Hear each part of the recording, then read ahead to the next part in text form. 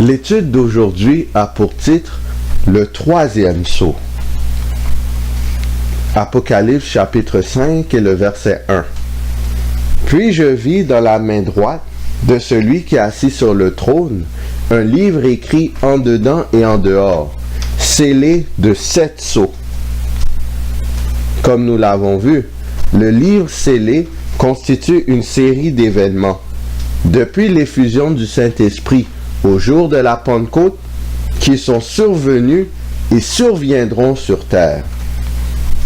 La période de temps est semblable à celle des 7 églises. Ces événements serviront à prouver la véracité du message contenu dans le livre ainsi que son origine divine.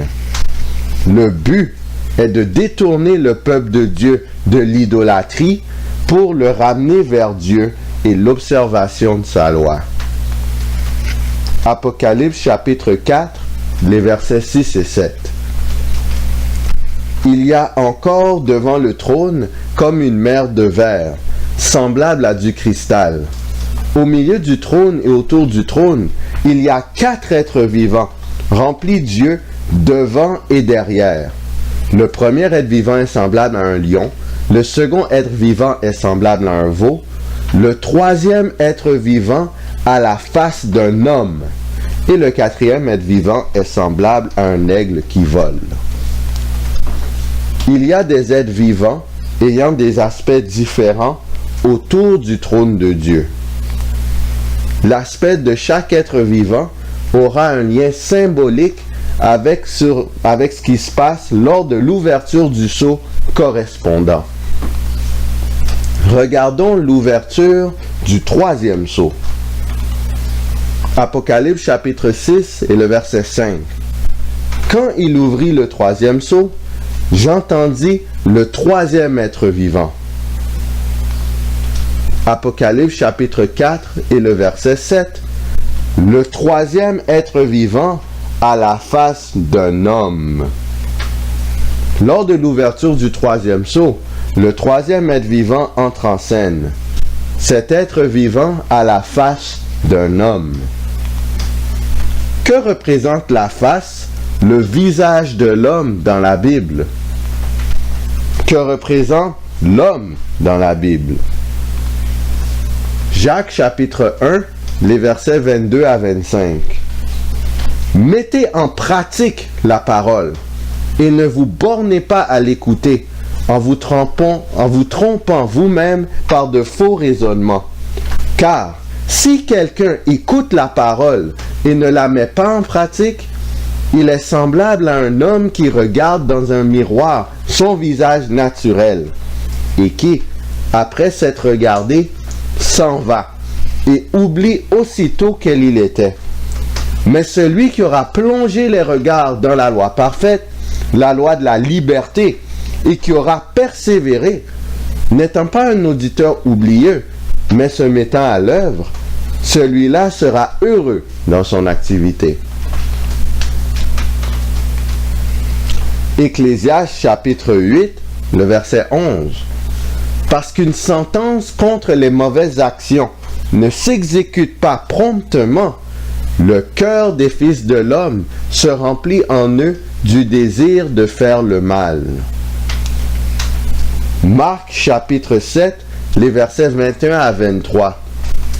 Car c'est du dedans, c'est du cœur des hommes que sortent les mauvaises pensées, les adultères, les impudicités, les meurtres, les vols, les cupidités, les méchancetés, la fraude, le dérèglement, le regard envieux, la calomnie, l'orgueil, la folie. Toutes ces choses mauvaises sortent du dedans et souillent l'homme. Psaume 62, le verset 10. Oui, vanité, les fils de l'homme. Mensonge, les fils de l'homme. Dans une balance, ils montraient tous ensemble, plus légers qu'un souffle.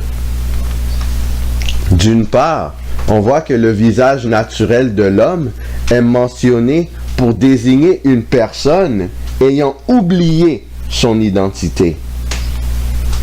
C'est en guise de comparaison avec quelqu'un qui qui ne met pas en pratique la loi de l'Éternel après l'avoir entendue. D'autre part, l'homme est décrit comme étant vanité et son cœur comme étant rempli de péché. Or, on peut s'attendre que l'événement relié au troisième sceau mettra l'emphase sur l'état de déchéance et de dégradation de l'être humain.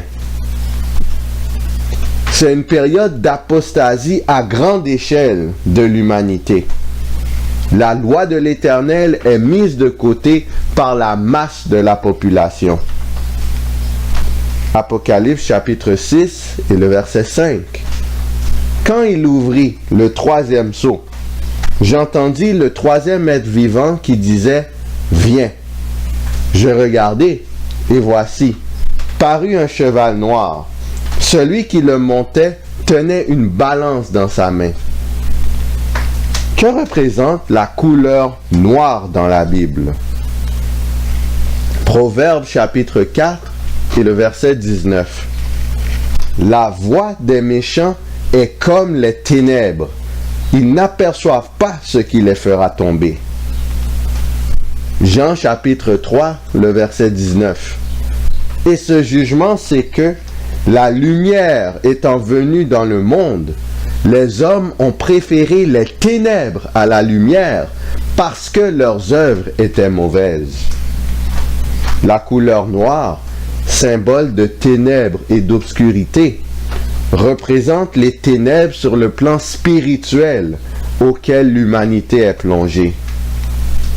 Les hommes ont préféré suivre la mauvaise voie que de suivre la Bible, la parole de Dieu. Concrètement, les humains, durant la période du troisième sceau, ont suivi la voie des méchants pour accomplir de mauvaises œuvres. Comment ont-ils fait ce choix? Apocalypse 6, le verset 5. Quand il ouvrit le troisième sceau, j'entendis le troisième être vivant qui disait « Viens ». Je regardai, et voici, parut un cheval noir. Celui qui le montait tenait une balance dans sa main. Que représente la balance dans la Bible? Quel récit biblique mentionne une balance? Psaume 62 et le verset 10. Oui, vanité, les fils de l'homme, mensonge, les fils de l'homme. Dans une balance, ils montraient tous ensemble, plus légers qu'un souffle. Les humains, dans leur état de corruption, sont considérés comme très légers dans une balance.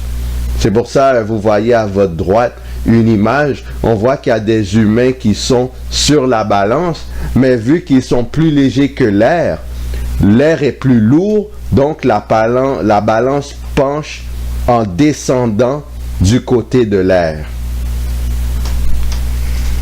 Quel récit montre cette situation? Quel récit montre quelqu'un qui est désigné comme étant léger dans la balance? Daniel chapitre 5, les versets 1, 3 et 4. Le roi Belchatsar donna un grand festin, assez grand, au nombre de 1000. Et il but du vin en leur présence.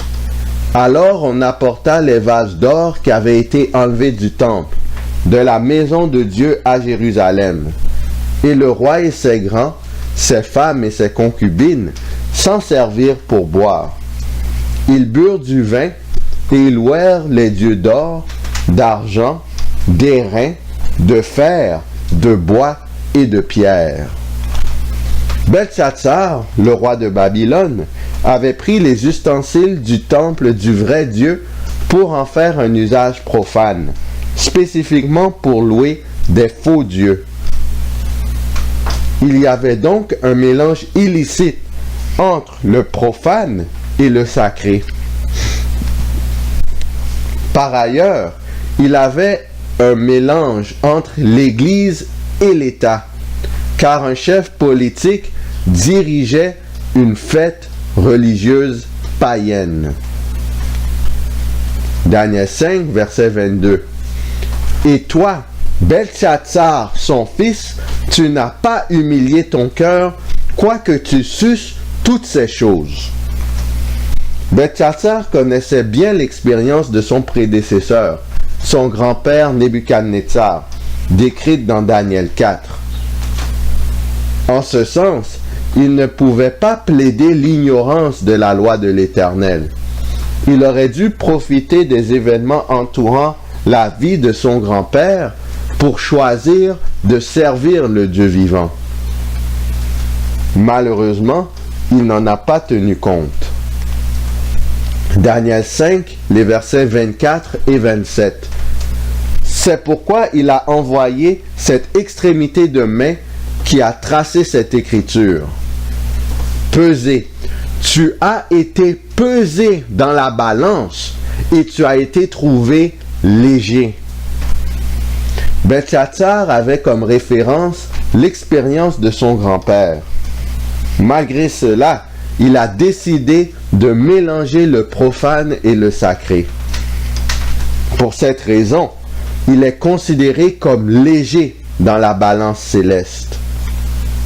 Or, les deux poids pesés dans cette balance sont la quantité de lumière de la vérité divine qu'une personne reçoit et les œuvres et le caractère de l'individu. Proverbe chapitre 16, le verset 2. Toutes les voies de l'homme sont pures à ses yeux, mais celui qui pèse les esprits, c'est l'Éternel. Proverbe chapitre 11, le verset 1. La balance fausse est en horreur à l'Éternel, mais le poids juste lui est agréable. Proverbe 16, verset 11. Le poids et la balance juste sont à l'Éternel. Tous les poids du sac sont son ouvrage. Beltchatsar avait une balance fausse. Ses œuvres ne correspondaient pas à la quantité de vérité divine qu'il avait reçue.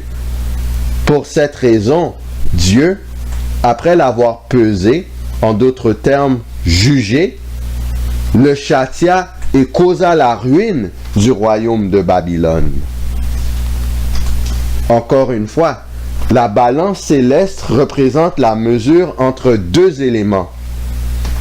La quantité de lumière de la vérité divine reçue et les œuvres et le caractère de l'individu. Chaque être humain est pesé par Dieu lui-même dans cette balance, selon ces deux éléments.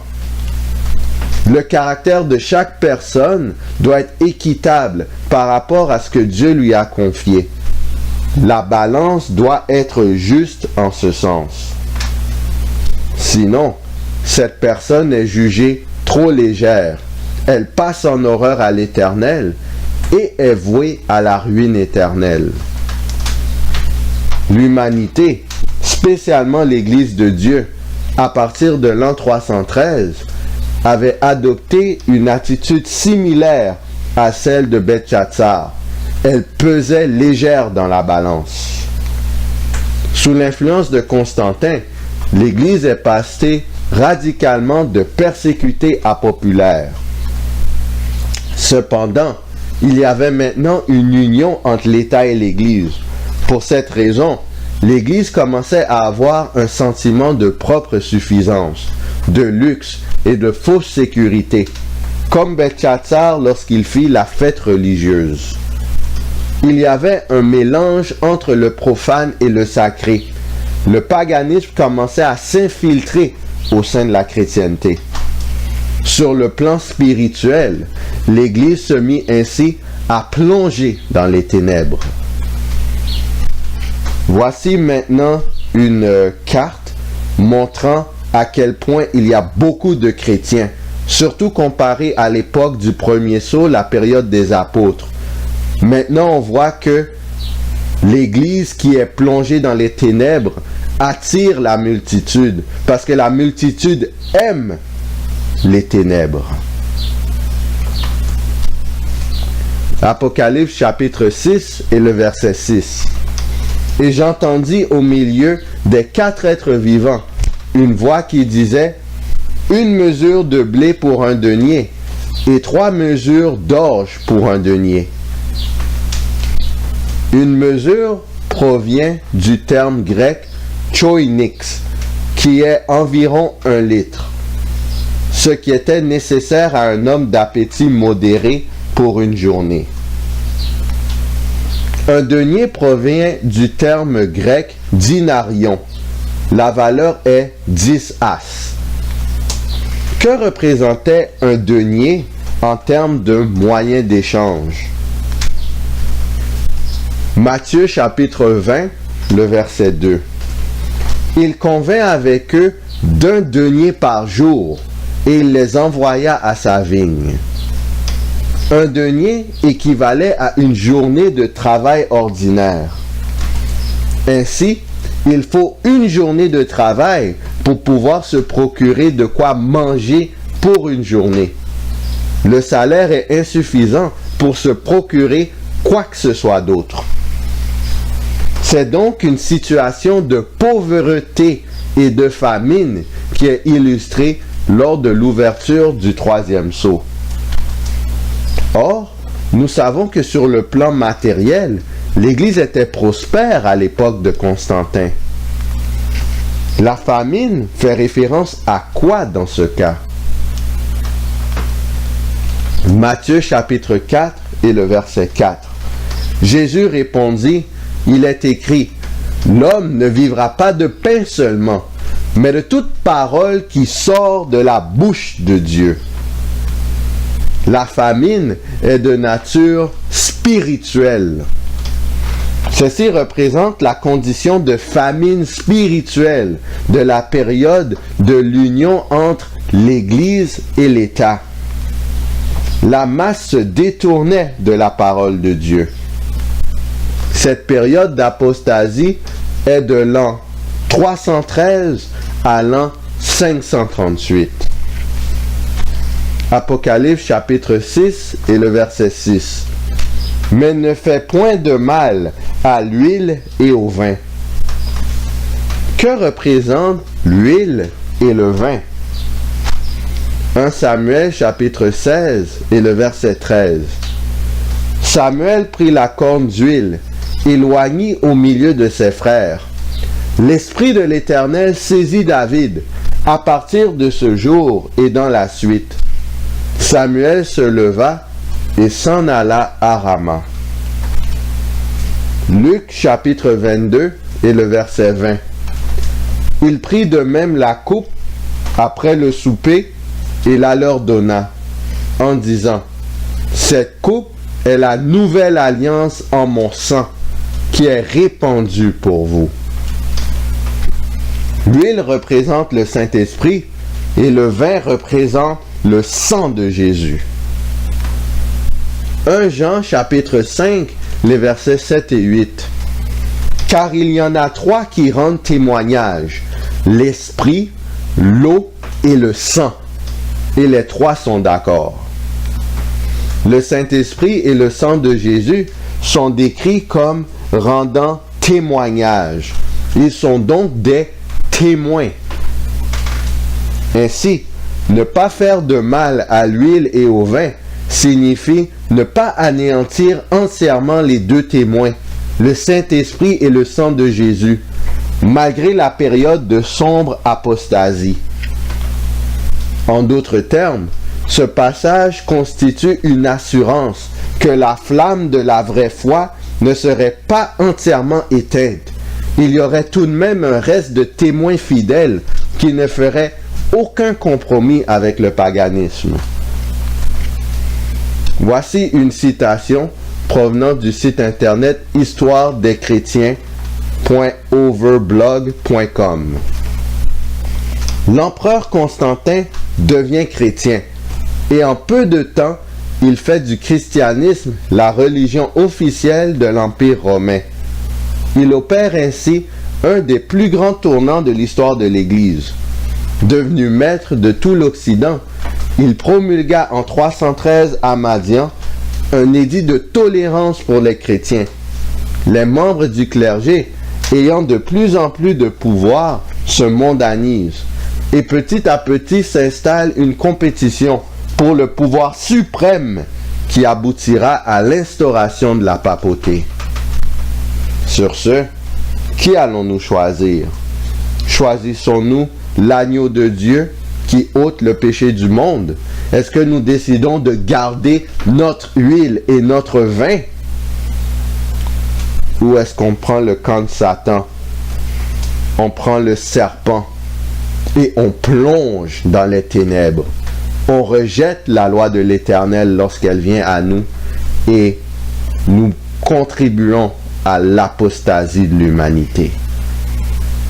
Choisissons de suivre Dieu partout où il va, afin qu'à chaque instant, nous puissions rester attachés à lui et qu'il puisse nous délivrer selon la promesse que 1000 à ta droite ou 10 000 à ta gauche viennent envers toi, tu ne seras pas atteint.